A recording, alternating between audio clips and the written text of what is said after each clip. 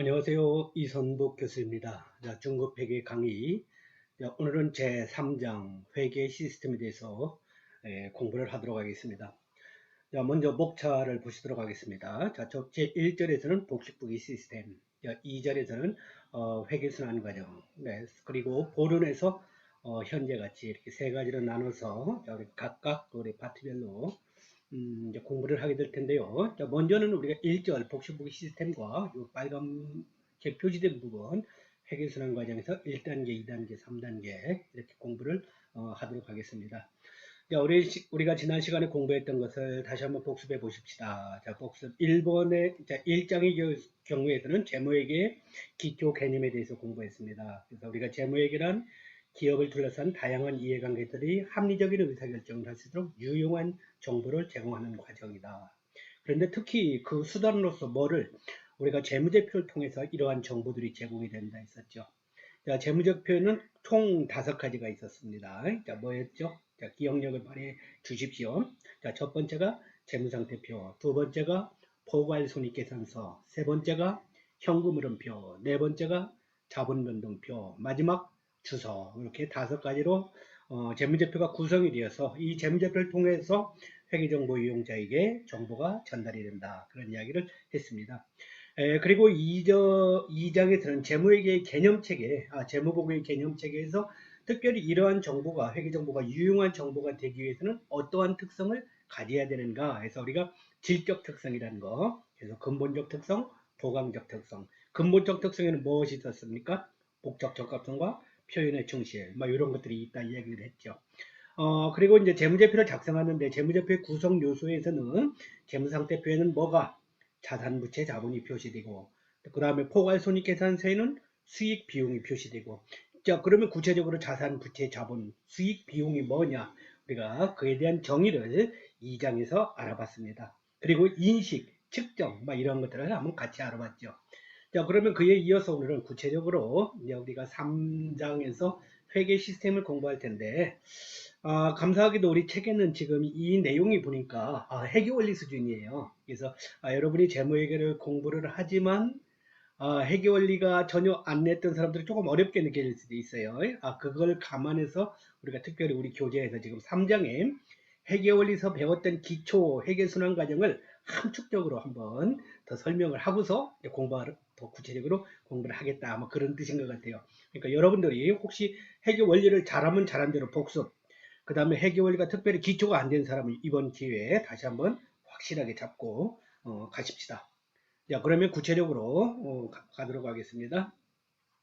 자, 먼저 복식부기 시스템에서 우리가 지금 회계에 대해서 공부를 합니다.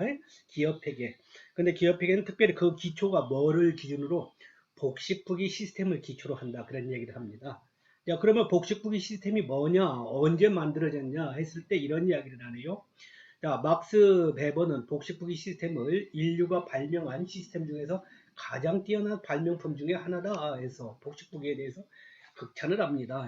복식부기가 만들어진 것은 언제 14세기 이탈리아의 루카 파티오리라는 사람이 처음에 만들었다. 그 당시에 상인들이 사이에서 이루어지던 것들을 회계장부로 만들었다. 그것이 이제 복식부기의 효시다 그럽니다. 그러니까 14세기 중세시대 때 일어났던 일이에요. 지금이 뭡니까? 지금은 21세기입니다. 그 당시 중세시대 14세기에 사용했던 그 복식부기 시스템을 지금도 우리가 21세기에도 사용하고 있다는 거죠. 그래서 우리가 회계 처리를 할 때 이 복식부기라는 것이 기본 원리가 되는구나. 여러분이 이해를 해 주십시오. 자, 그러면 복식부기는 뭐냐? 회계상의 거래가 발생했을 경우 이를 기록하는 규칙이 복식부기 시스템에 이루어진다. 복식은 따블이라는 거예요. 자, 3번에 이에 따르면 계정의 성질에 따라서 차변 왼쪽, 대변 오른쪽의 거래를 기록한다. 그래서 기업이 안에서 거래가 발생하면 그 거래를 표시할 때 회계장부에 표시할 때 어떻게 표시한다? 왼쪽 차변, 오른쪽 대변 이걸 더블로 반드시 양쪽을 구분해서 동시에 표시한다. 그런 의미에서 우리가 복식, 단식이 아니고 복식 그런 의미로 이렇게 사용합니다. 자, 그리고 모든 회계거래를 기록하는 계정은 우리가 크게 5가지, 앞에서 재무제표 구성되고 5가지였죠. 자산, 부채, 자본, 수익, 비용 이런 하나하나의 계정으로 나누게 됩니다. 자, 그랬을 때 이제 우리가 계정을 이렇게요. 계정은 우리가 조금 전에 왼쪽 오른쪽 이야기를 했었죠. 자, 자산 재무상태표에는 이것이 세 가지가 적힙니다. 자산, 부채, 자본 계정. 손익계산서에는 뭐와 뭐 수익 계정과 비용 계정 두 가지가 적힐 수 있죠. 자, 그런데 마찬가지로 우리가 회계장부에 표시를 하는데 왼쪽 오른쪽을 구분한다 했어요. 차변대변 오른쪽 차변대변을 구분한다 그랬어요. 그러면 자산 같은 경우는 뭐를 왼쪽을 우리가 차변이다 하는데 자산의 증가는 어디다? 거래가 발생할 때 이것을 차변에 표시하자. 왼쪽에 표시하자. 그 다음에 오른쪽에 같은 경우는 만약에 자산이 감소했다. 그러면 어떡하자? 대변에 표시하자. 이렇게 얘기해요. 자, 예를 들어서 우리가 현금이 기업 안으로 들어왔어요. 현금이 기업 안으로 100만 원이 들어왔어. 그럼 자산의 증가니까 현금이 우리가 기업이 현금 보유하는 건 자산입니다. 그럼 어디에 표시하자고요? 차변에 표시하자고요. 자, 그 다음에 현금이 이제 예를 들어서 60만 원이 나갔다 합시다. 60만 원. 그럼 현금이 감소된 60만 원은 어디에 표시를 해? 대변에 표시해.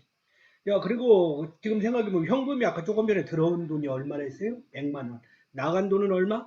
60만 원. 그러면 얼마가 지금 들어온 돈 100만 원, 나간 돈 60만 원. 그럼 기업 안에 현재 남아있는 잔액이 얼마입니까? 40만 원. 그죠? 그러면 그 많은 남아있는 돈을 우리가 뭐라고 한다? 평상잔액이라 한다. 자, 그래서 자산은 평상잔액이 차변에 온다. 이렇게 이야기를 할 수가 있습니다. 자, 그 다음에 부채 계정은 그 부채와 자본은 그 반대입니다. 부채가 증가할 때는 어디에? 대변에 표시합니다. 부채가 거꾸로 감소할 때는 차변에 표시합니다. 부채, 은행에서 돈을 빌려왔어요. 차입금, 그럼 부채의 증가입니다. 대변에 표시했죠. 부채를 갚았어요. 부채를 상환했어요. 그러면 부채가 감소하겠죠? 감소했을 때는 차변에 표시합니다. 자, 그때 부채는 평상잔액이 어디에 온다? 대변에 온다. 기억하십시오. 자, 자본입니다. 회사가 주식을 발행해서 회사 사업을 시작합니다. 그런 경우 우리가 보통 자본금이라고 합니다. 그럽니다. 자본금. 자본이 증가하면은 어디? 대변. 자본이 감소하면 차변. 기억하십시오. 평상잔액은 어디? 대변. 자, 손익계산서 우리가 항목에 수익비용 갑시다. 자, 수익의 증가는 어디? 대변. 수익의 감소는 어디? 차변. 이렇게. 자, 수익의 평상잔액은 대변. 자, 비용입니다. 비용의 증가는 차변, 비용의 감소는 대변이고 평상잔액은 차변에 온다 하는 걸 기억하십시오. 요게 여러분이 평상잔액 하니까 조금 헷갈리네요. 평상잔액, 차변, 대변 어디 올까? 가만히 보면 눈치챘는가 모르겠어요. 자, 평상잔액이 자산의 증가는 어디? 차변. 그 다음에 또 증가할 때 차변에 적는 거 뭐, 비용의 증가, 요거 두 개는 차변. 그죠? 그래서 자산의 증가, 비용의 증가는 차변인데, 요 때는 평상잔액이 보니까 차변에 오네요. 그죠? 그래서 이제, 자산의 증가, 비용의 증가는 평상잔액도 동시에 차변에 오는구나. 그 다음에 이제 대변의, 부채하고 자본은 어떻게 돼요? 부채의 증가는 대변, 자본의 증가도 대변, 수익의 증가도 대변. 그런데 요 대변에 오는 것들은 평상잔액이 어디에 와 있어? 대변에 와 있어요. 그래서 요 부채, 자본, 수익은 평상잔액이 대변에 올 수 있다. 일단 머릿속에 넣어 주십시오. 자, 자산 계정과 비용 계정은 차변에 다시 한번 정리합니다. 여러분 머릿속에 꼭 넣어야 돼요. 같이 한번 읽어보십시다. 시작. 자산 계정과 비용 계정은 차변에. 그러면은 기록하고 대변에는 감소할 때 기록한다. 자, 그 다음에 증가가 기록되는 차변에 평상잔액이 나타난다. 자, 부채 계정, 자본 계정, 그리고 수익 계정은 대변에 뭐를 표시? 증가할 때 대변에 표시하고 반대로 감소할 때는 차변에 표시하자. 그러면 평상잔액은 대변에 나타난다. 아마 여러분이 회계 원리를 이제 공부한 사람은 아마 다 기억을 할 거예요. 근데 처음 하는 사람은 이게 조금 어렵게 느낄지 모르는데, 자, 다시 한번 갑니다. 자, 여러분이 기억하세요. 자, 자산의 증가는 요 순서대로 갈까요? 자산의 증가는 차변, 자산의 감소는 대변, 부채의 증가는 대변, 부채의 감소는 차변, 자본의 증가는 대변, 자본의 감소는 차변, 수익의 증가는 대변, 수익의 감소는 차변, 비용의 증가는 차변, 비용의 감소는 대변. 그래서 이렇게 꼭 우리가 이제 회계를 공부하면서 우리끼리 약속을 한 겁니다. 그러니까 여러분들이 이걸 꼭 알아야 돼요. 이게 알아야 나중에 분계가 됩니다. 이게 안 되는 사람은 분계를 못 합니다. 그러니까 단순한 거예요. 여러분이 그걸 꼭 머릿속에 넣어 주십시오. 자, 그 다음에 거래 이중성, 거래가 표시할 때는 그래서 우리가 이중, 차변, 대변 양쪽으로 반드시 표시한다는 거, 이게 복식국의 기본 원리다. 자, 그리고 복식북의 기본 원리인데, 자, 우리가 항상 차변과 대변의 균형을 이루어 대차 균형의 원리 또는 회계등식이 성립하게 된다. 우리가 재무상태표에 이런 것들이 자산, 그 다음에 플러스 자본 이렇게 해서 적힌다 했는데 자산 이꼴 부채 플러스 자본이로 표시가 될 수 했는데 이것을 우리가 뭐다? 회계등식이다 이렇게 얘기를 하십시다. 그리고 요거 표가 좀 밀렸는데요. 우리가 부채를 다른 용어로 이렇게 채권자 지분이다 얘기하는 경우가 있고요. 그 다음에 자본은 소유주 지분이다 이렇게 얘기를 하는 경우도 있습니다. 그리고 이제 여기에는 표시가 안 되어 있지만 우리가 보통 부채는 이제 타인 자본 이렇게 부르는 경우도 있고 자본은 자기 자본 이렇게 부르는 경우도 있습니다. 어찌되었든 우리가 재무 상태에 표시되는 것은 자산, 부채, 자본인데 이 회계 등식은 왼쪽 차별 자산이 꼴 부채 플러스 자본이다. 기억하십시오. 자, 그러면 구체적으로 이제 우리가 회계 처리를 한번 장부에 표시를 해볼 겁니다. 자, 대차 균형의 원리 먼저 나오고 자, 1번, 동그라미 1번, 용역을 제공하고 대가 1,000만원을 추후에 받기로 하다. 자, 어떤 거래가 발생했나, 이걸 회계장부에 표시합니다. 우리가 차변되면 나누어서 표시를 할 거예요. 일단, 무엇이 발생했습니까? 용역을 제공하고 대가 1,000만원을 받기로 하다. 이거 돈을 직접 표시할게요. 여러분이 회계원리 공부했다는 가정하고, 차변의 매출채권 1,100만원, 대변에, 용역 수익, 1,000이요. 이렇게 얘기할게요. 이게 뭡니까? 회사가 지금 용역 수익을 서비스를 제공했다는 건 수익이 발생했다는 거예요. 그러면 수익의 증가는 대변. 그런데 수익을 발생하고 시키고 돈을 아직 안 받아서 받을 수 있는 권리가 있어. 우리가 그런 거를 매출채권이라고 해요. 매출채권은 돈을 받을 수 있는 권리이기 때문에 자산입니다. 자산의 증가, 차변 이렇게 해서 차변에 표시하고 수익의 증가는 대변에 표시한다 했죠. 그래서 1,000원 이렇게 표시를 했죠. 그 다음에 이제 요때 회계등식은 아까 매출채권은 자산이랬어요. 그럼 차변에 1,000원, 그 다음에 대변에는 용역수익 1,000원, 자본이요. 그러니까 자본인데 원래 용역수익은 이제 수익인데 결국은 나중에 우리가 나중에 또 설명하지만 수익에서 비용을 빼서 기업에서 발생한 당기순이익, 그 당기순이익이라는 것이 나중에 자본에 반영이 됩니다. 그래서 수익이 증가하면 결과적으로 자본이 이렇게 증가한다. 이렇게 해서 여러분 기억해 주십시오. 자, 매출채권 500원을 회수하다. 자, 뭐가 생겼어요? 회수했어요. 현금으로 받았겠죠? 그럼 현금이란 자산의 증가, 차변에 500 표시하고, 대변에 매출채권, 이미 아까 매출채권 돈 받을 게 있었는데 받았어요. 그러면 더 이상 받을 권리가 없어지기 때문에 뭐다? 자산의 감소다. 자산의 감소는 어디? 대변에 표시한다. 자, 3번입니다. 주식을 액면 발행으로 5,000원을 조달하다. 회사가 주식회사예요. 주식을 발행해서 자금을 조달했대요. 현금을 받았나봐요. 그럼 차변에 현금 자산의 증가 얼마? 5,000원. 5,000원 표시하고 대변에 주식을 발행해서 자금 조달했을 때는 이걸 우리가 자본금이라 합니다. 자본의 증가. 어디라겠죠? 대변. 그래서 여기 대변에 5,000원 표시를 한 겁니다. 자, 복사기를 2,000원에 구입하고 대금은 약소보험으로 지급하다 이렇게 했어요. 자, 뭘 구입했다고? 복사기. 우리가 이런 복사기는 이제 비품이라 합니다. 그래서 그 자체를 판매하려는 목적이 아니고 기업이 경영활동을 하면서 장기간 사용하려고 하는 거. 예를 들어서 복사기, 뭐 업무용 컴퓨터 이런 거 아니면 뭐 그 책상, 뭐 의자 이런 집기 이런 것들은 다 뭐에 들어간다? 비품 이렇게 할 수 있고 이거를 구입했어요. 그러면 당연히 기업이 갖고 있는 비품이니까 자산이 되겠죠. 자산의 증가는 차별. 자, 그 다음에 이제 이거를 돈을 지급하기 위해서 지급하는데 현금을 지급했어요? 아직 안 했어요. 약속과 어음을 지급했대요. 어음을 지급한 경우는 이렇게 이제 원래는 이제 상품 같으면 상품을 외상으로 매입하고 어음을 준 경우는 이렇게 외상 매입 아니 지급어음 이렇게 표시하는데 상품이 아닌 기타 자산들을 취득하고 돈을 지급하지 않은 경우는 우리가 미지급금 회계원리에서 그렇게 공부했습니다. 미지급금 기억하십시오. 자, 그 다음에 5번에 미지급금 300원을 현금으로 지급하다. 요 미지급금 부채 갚아야 되는 겁니다. 부채 있었던 거 갚았대요. 그러면 뭐야? 부채의 감소가 되겠죠. 부채의 감소는 어디? 차변의 미지급금 300원.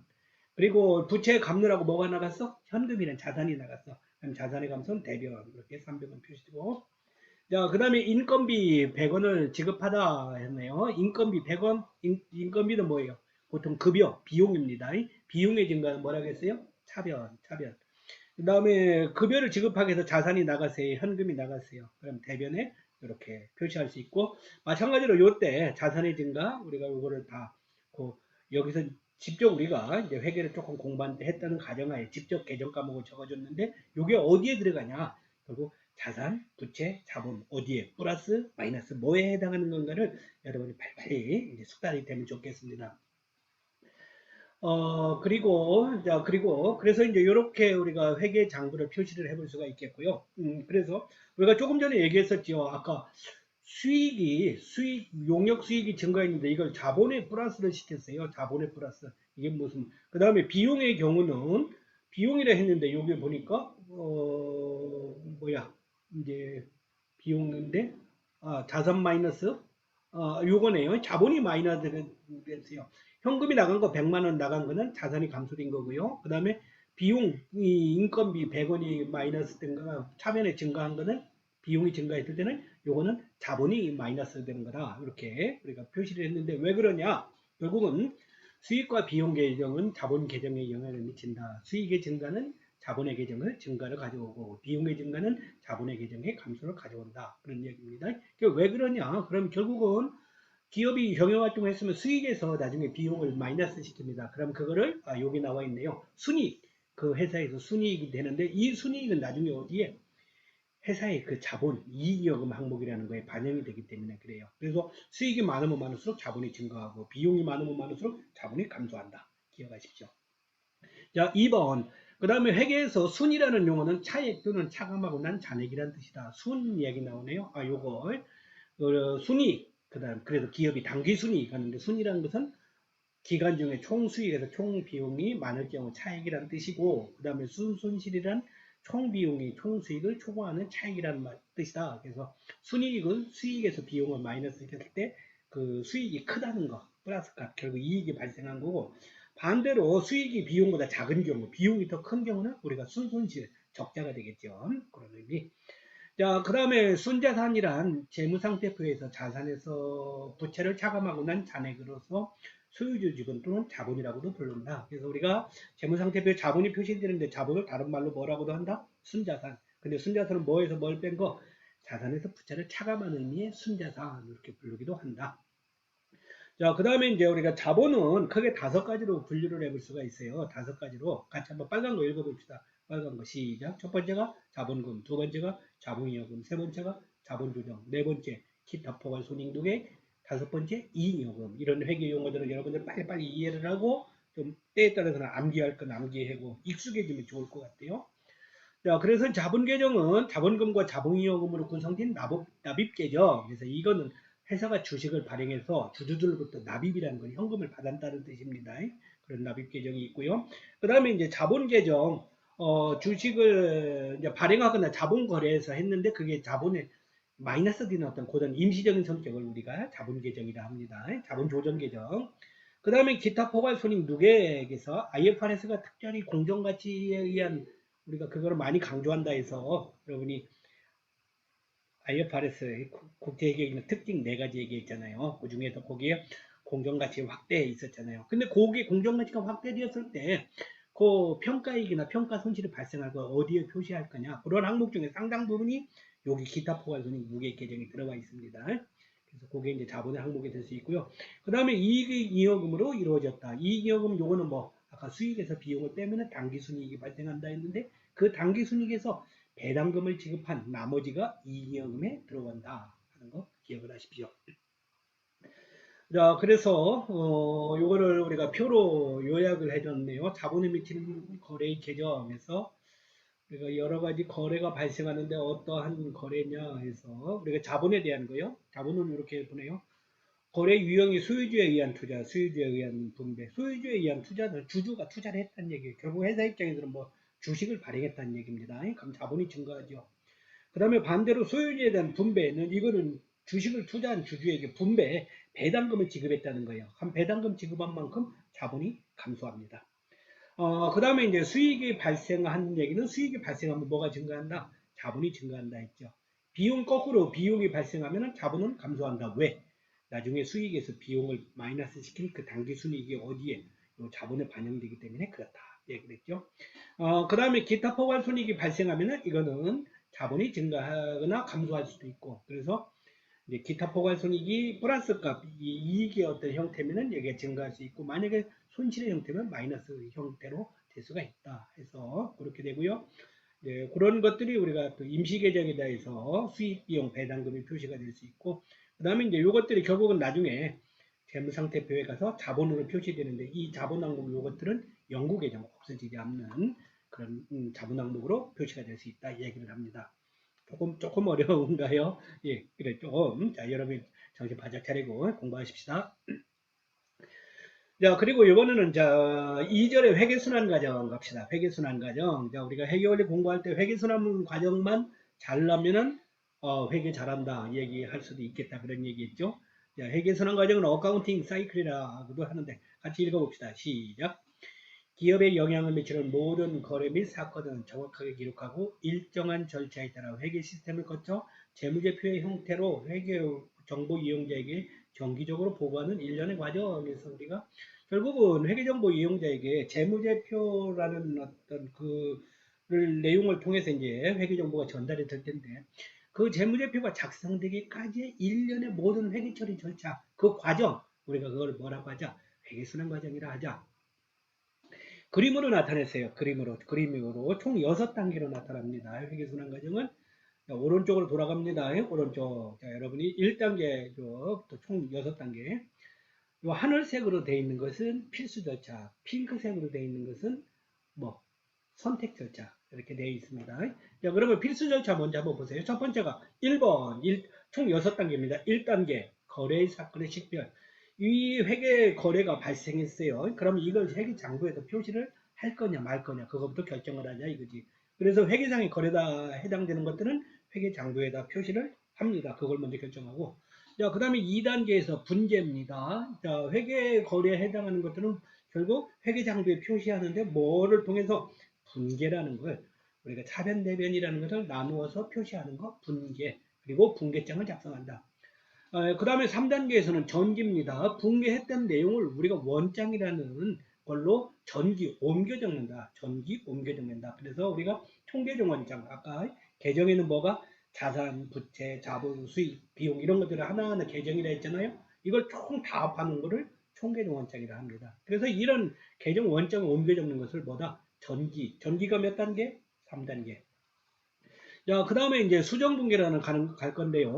그 전에 수정전 시산표라는 걸 작성한다네요. 그 시산표는 앞에 우리가 거래가 발생한 것들을 분계장에다 작성하고 원장 전기 옮겨 적었는데 이게 제대로 잘 됐는가 안 됐는가 검증하기 위해서 필수 절차는 아니지만 선택적으로 할 수가 있다. 자, 그 다음에 이제 시산표가 작성됐다 합시다. 그러면 우리가 수정분계라는 걸 한다 합니다. 여기서 분계를 했는데, 요걸 이제 우리가 회계 기간 중간에 해서 기중분계라고도 합니다. 그런데 그거에 비해서 요 수정분계는 언제 기업이 결산하기 위해서 기말에 마지막에 추가적으로 해야 되는 분계가 있대요. 앞에서 한 분계를 수정할 필요가 있대요. 그럼 그 분계를 수정분계라 합니다. 나중에 공부합니다. 자, 그 다음에 이제 수정분계가 이루어지면은 우리가 마찬가지로 요걸 우리가 앞에서 시산표 작성한다 했는데, 수정분계를 반영하기 전에 시산표는 수정전 시산표. 그 다음에 요 시산표에다 수정분계의 내용을 반영했어요. 그러면 수정 후 시산표가 된다. 자, 수정 후 시산표가 작성되면 요거 가지고 이제 우리가 재무제표를 작성할 수 있습니다. 그런데 참고로 우리가 정산표라는 걸 작성하면 오면은 요것도 쉽게 작성할 수 있다고요. 그래서 이제 우리 공부하는 입장에서는 정산표가 뭐냐? 그래서 이제 예전부터 이제 정산표를 이렇게 작성을 해왔습니다. 물론 이제 요즘은 우리가 뭐 전산회계라든가 또 이제 그런 전산 프로그램을 써서 사용하기 때문에 많이 이런 절차들을 해주기 때문에 조금 이제 예전보다는 좀 덜 중요시하게 여기는 부분들은 있죠. 어찌되었던 그럼 수정 후 시산표나 정산표가 작성되면 이걸 가지고 우리가 재무제표를 작성할 수 있다. 재무제표 5가지였는데 주석은 막 별도로 치고 4가지 뭐 재무상태표, 포괄손익계산서, 현금흐름표, 자본변동표. 특히 그 중에도 이 2가지 손익계산서하고 재무상태표를 이 시점에서 작성하면 좋겠다. 자, 그 다음에 이제 마지막 재무제표 작성이 몇 단계였어요? 5단계. 오케이? 5단계. 자, 그 다음에 그럼 마지막 6단계 뭐예요? 장부 마감. 그래서 임시계정이 마감이라네요. 임시계정은 특별히 손익계산서에 있는 수익, 비용 2가지는 임시계정이라 합니다. 그래서 그것들은 임시는 없어진다는 얘기예요. 결국 소멸시켜주는 분계를 하고 이제 그걸 다음 마감 후 시산표에서 다음 회계연도 회계 기간으로 넘어갑니다. 그래서 1년에 거래가 발생한 것부터 시작해서 분기하고 전기하고 수정분기하고 재무제표 작성하고 장부 마감까지 이런 사이클이 계속 순환되는데 이걸 우리가 회계순환 과정이다 하고, 그래서 여러분이 이제 회계 원리를 공부하는 입장이니까 이거를 이해를 하고 그 과정을 정확하게 공부를 해주시기 바랍니다. 자, 그 다음에 그럼 이제 그 중에서 1단계를 한번 보십시다. 자, 1단계는 거래의 식별과 기록이네요. 그래서 우리가 거래, 자, 읽어볼까요? 자, 기업에 영향을 미치는 거래와 사건은 그 기업의 자산, 부채, 자본의 변화를 일으키는 원인에서 우리가 자산, 부채, 자본의 플러스, 마이너스, 증감의 상황을 가져다 주는 것은 모두 회계상의 거래다. 이렇게 해서 이제 우리가 정의를 하면 좋겠습니다. 그래서 하는데 그 거래를 조금 더 성격을 이렇게 구분을 해놨네요. 한 기간 동안 기업체에 영향을 미치는 모든 거래나 사건은 우리가 거래를 할 수가 있는데 자본 변동을 수반하지 않는 자산 부채의 변화, 자산 간의 교환, 부채 간의 교환, 뭐 이렇게 뭐 자산 취득, 부채 발생, 뭐 여러 가지 이렇게 이야기 나누네요. 그 다음에 자본 변동을 수반한 자산 부채의 변화에서 자본 변동, 그리고 뭐 주식을 발행했든지, 이제, 아니면은 이제 주식을 발행한 걸 요구해야 되네요. 소유주와의 거래에 해당되고, 그 다음에 아니면 수익 비용이 발생해서 결국 수익이 증가하면 자본이 증가했다 했잖아. 비용이 발생하면 자본이 감소한다 했잖아요. 그럼 이런 부분들은 우리가 자본의 변동을 수반한 변화, 이렇게 거래 얘기하고, 그 다음에 이제 자산의 부채 변화 없이 자본 항목만 변화한 거, 요거는 이익여금 적립, 무상증자, 주식 배당, 주식 할인 발행 차금. 조금 어려운 용어지만 뒤에 가서 공부를 하십시다. 그래서 이제 이런 거 어찌되었든 중요한 거는 뭐야? 자산, 부채, 자본, 요거 수익 비용 포함해서 플러스 마이너스 증감의 어떤 거래나 사건이 발생했다. 이거는 뭐다? 회계상의 거래다. 그럼 이것들은 어떻게 한다? 장부에 표시를 한다. 기억을 하십시오. 자, 그러면 이제 장부에 표시를 하는데 2단계에서 분계를 통해서 우리가 하겠다. 그런 이야기를 했습니다. 그러면 분계란 뭐냐? 일단은, 자, 읽어봅시다. 계정은 거래가 자산, 부채 및 자본에 미치는 영향을 체계적으로 분류하고 집합시키기 위해 쓰이는 도구이다. 그래서 계정, 자산, 부채, 자본, 계정이 있다는 거. 그 다음에 총계정 원장은 이와 같은 계정을 집합해 놓은 장부다. 계정을 다 합해놓은 걸 뭐다? 총계정 원장. 그 다음에 분계장은 거래를 최초로 기록하는 장부로서 여기에는 거래 발생일자, 차변 항목과 금액, 대변 항목과 금액, 간단한 설명을 기록한다. 분계장 작성할 수 있다고요.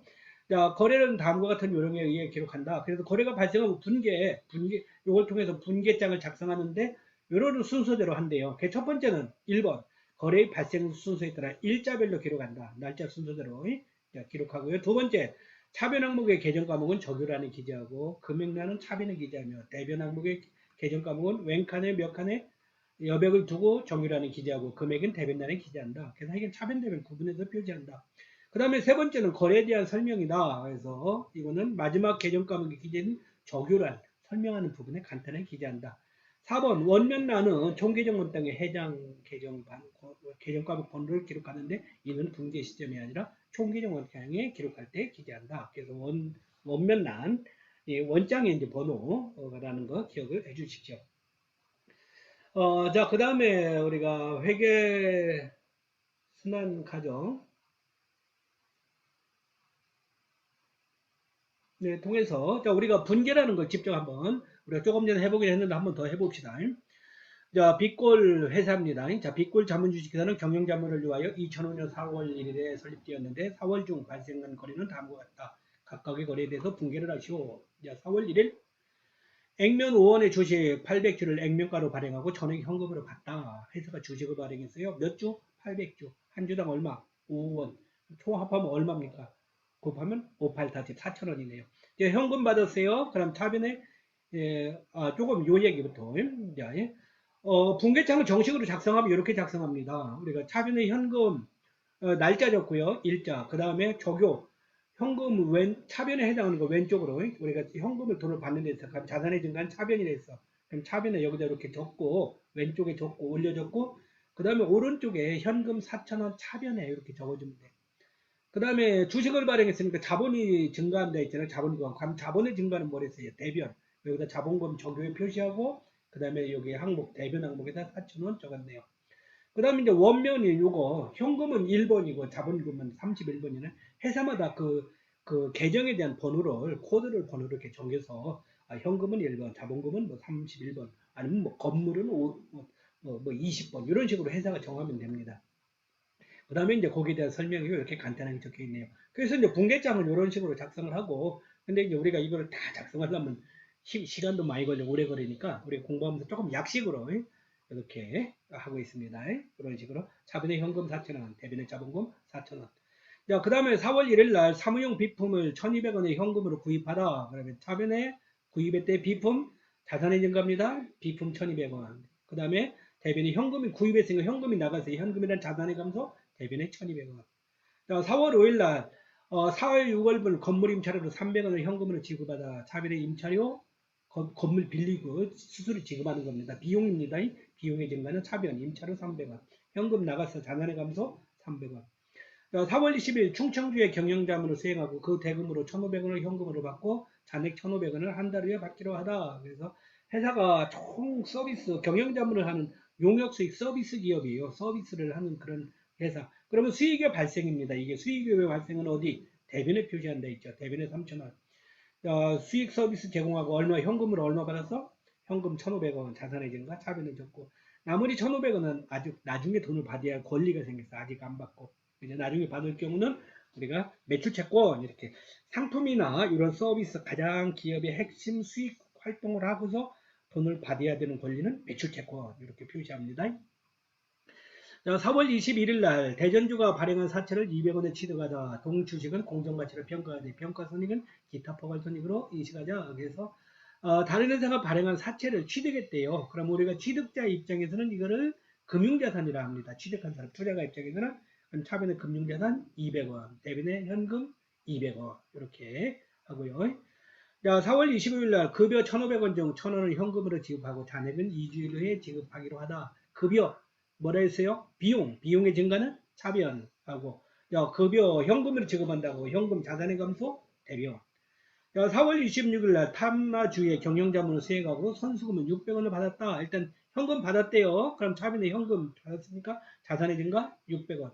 대변의 용역수익 600원 이렇게 했네요. 원래 미리 받은 돈은 나중에 얘기하지만 선수 용역수익 할 수도 있어요. 근데 아직 여러분이 처음 공부한다는 거 다시 가정하에 그냥 일단 돈 받았으니까 용역수익 수익의 발생 이렇게 표시한 겁니다. 4월 30일 서울은행에서 현금 500원을 차입하다. 그럼 차변의 현금 들어와서 자산의 증가 500원. 대변에 차입하다. 돈을 빌렸다는 겁니다. 차입금. 부채입니다. 부채의 증가는 대변 500원. 4월 30일 날 배당금은 현금 100원을 지급하다. 배당금. 차변에 배당금은 배당금. 이거는 비용은 아니고요. 자본의 감소입니다. 이익이익금이라는 거에서 배당금을 주거든요. 자본의 감소는 어디야? 차변. 배당금 100원. 대변의 현금 100원. 자산의 감소 이렇게 표시하죠. 조금 바쁘게 왔는데 여러분이 꼭 기억을 하시고 또 회계원리 배운 사람은 배운 사람들 안 배운 사람은 정신 좀 바짝 차려서 가봅시다. 자, 그리고 요거를 이제 분계장에 우리가 조금 전에 보여줬었는데 이런 식으로 적고요. 요거 시간 관계상 생략할게요. 그 다음에 이제 원장으로 3단계에 옮겨 적는 거 전기라 했죠. 분계장에 작성된 분계 내용을 원장에 옮겨 적는 거를 우리가 전기 포스팅이라 한다더라. 이렇게 해서. 그래서 우리가 이제 이런 식으로 T자를 그래서 현금 계정, 금융자산 계정, 매출채권 계정, 비품 계정, 차입금 계정, 자본금 계정 이런 식으로 T자를 그래서 현금이 들어온 거는 아까 우리가 분기한 내용을 여기 예를 들어서 분기한 내용 있잖아요. 현금 들어왔잖아요. 4,000원 들어왔죠. 그럼 여기다가 현금 자산의 증가는 4,000원 이렇게 적을 수 있다는 거죠. 만약에 현금이 나간 거면 대변해 줬고 이런 식으로 적고 금융자산은 들어온 돈은 차변해 줬고 매출채권 자산의 증가 들어온 거는 차변해 줬고 비품도 구입했네요. 자산의 증가 차변해 줬고 차입금 부채의 증가는 대변이라 했는데 있죠. 대변해 적었어요. 자본금 자본의 증가 대변이라 적는데 있죠. 용역수익 우리가 2번 서비스했어요. 그럼 대변 적고 임차료 비용의 발생은 차변에 적고 이렇게 적어. 급여 비용의 발생 우리가 차변에 적는다 해서 차변에 배당금 우리가 차변에 적고 그래서 분기장 했던 내용들을 차변에 있는 것은 여기다가 일단 계정 과목을 만들고 금액을 차변에 그쪽에 분계장의 금액이 대변에 있는 것은 대변에 이렇게 옮겨 적는 것을 우리가 전기 이렇게 부릅니다. 자, 그리고 이제 이거를 우리가 시산표를 마지막으로 작성하는데 앞에 읽어볼게요. 분계장의 모든 거래가 원장으로 전기된 후 시산표를 작성할 수 있다.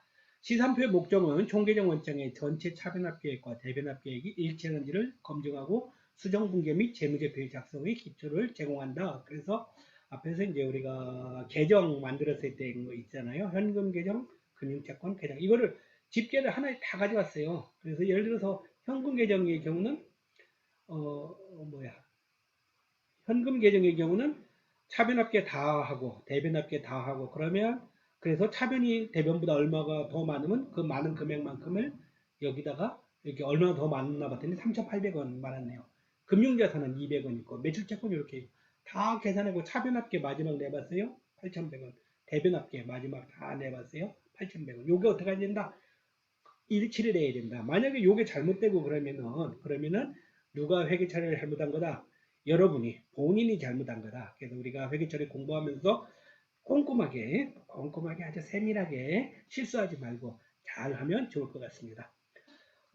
우리가 복식북이 정신없이 설명을 했네요. 자, 복식북이라는 것은 회계의 가장 기본이 되는 거다. 그래서 특별히는 회계 장부에 표시하는데 차변 대변 나누어서 표시하는 거. 차변은 뭐랬죠? 왼쪽. 대변은 뭐랬죠? 오른쪽. 중요한 것은 이제 거래가 발생했을 때 결국 자산, 부채, 자본, 수익, 비용 5가지가 발생했을 때 이걸 차변 대변 어디에 표시하냐. 이걸 잘하는 사람은 회계도 잘한다. 그래서 우리가 다시 한번 기억하세요. 중요합니다. 자산의 증가는 어디? 차변. 그 다음에 자산의 감소는 대변. 부채의 증가는 대변, 부채의 감소는 차변, 자본의 증가는 대변, 자본의 감소는 차변, 수익의 증가는 대변, 수익의 감소는 차변, 비용의 증가는 차변, 비용의 감소는 대변. 꼭 기억하십시오. 꼭 기억하십시오. 기억해야 됩니다. 자, 그리고 이제 우리가 회계순환 과정이라는 거 있었죠. 총 몇 단계? 6단계. 6단계. 자, 첫 번째가 뭐랬어요? 거래의 식별. 두 번째가 분계. 세 번째가 전기. 네 번째가 수정분계, 다섯 번째 재무제표 작성, 여섯 번째 장부 마감. 그런 과정에 의해서 회계순환 과정이 이루어진다. 그래서 자, 우리가 앞부분 했는 나머지 뒷부분은 또 다음 시간에 연계해서 합시다. 자, 수고 많았습니다.